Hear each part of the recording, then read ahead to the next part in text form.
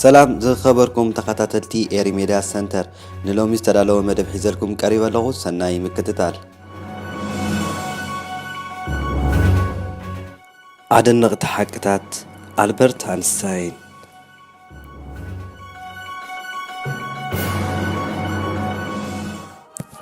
ኤንስታይን ነቲ ኣገዳሲ ነገር ምሕታት ዘይምቁራጽዩ እትብል ህብብታ ባህላ ነበረቶ።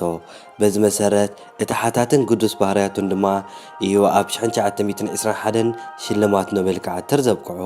ኤንስታይን ኣብ ግዜ ቁልዕነቱ ናይ ምዝራብ ጸገም ነበሮ። ዝኾነ ሙሉእ ሓሳባት ቅድሚ ምዝራቡ ምጉርምራን ብዝጥዕም ኣገባብ እናተዛረበ ኣእምሮኡ ሙሉእ ሓሳባት ይሰርሕ። ብድሕሪኡ ብልክዕ ይዛረብ ከም ዝነበረ ይንገር።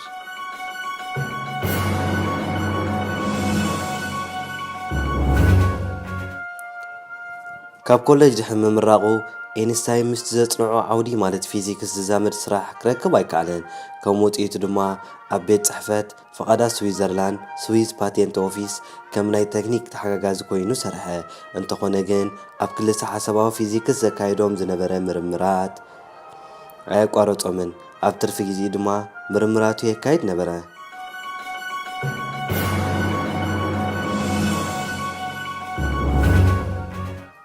ኤንስታይን በቲ ኣብ ክልተ ሓሳብ ተዛማድነት ዘበርክቶ ዕዙዝ ኣበርክቶ ስልማት ኖቤል ኣይረኸበን።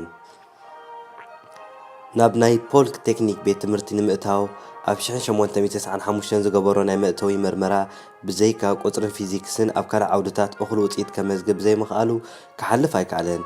ኣብታ ዝቐጽለት ዓመት ግን ሓለፈ።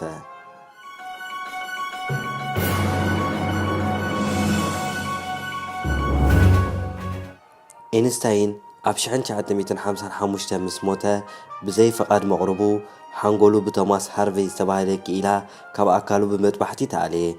ሃርቨይ ንሓንጎል አንስታይን ናብ ቤቱ ብምውሳድ ኣብ ሳርማ ኣቐመጦ።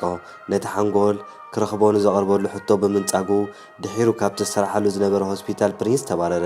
ድሕሪ ብዙሕ ዓመታት ሃርቨይ ኣብ ሓንጎል ኤንስታይን ምርምር ንኸካይድ ዘኽእሎ ፍቓድ ካብ ወዲ ኣይንስታይን ዝኾነ ሃንስ ኣልበርት ድሕሪ ምርካቡ ኣብ መላእ ዓለም ዝርከቡ ስነ ፍልጠኛታት ምቃል ሓንጎል አንስታይን ለኣኸለሎም።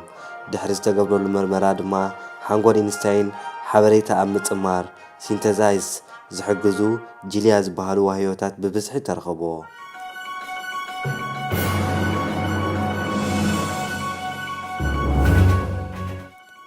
እምበር ከዝተኸበርኩም ተኸታተልትና ንሎም ዘዳለኽዎ መደብ እዚ ነይሩ። ከም ወትሩ ላይክ፣ ሼር፣ ሳብስክራይብ ኣይትረስዑ። ኣብ ቀጻሊ ክሳብ ንራኸብ ሰላም።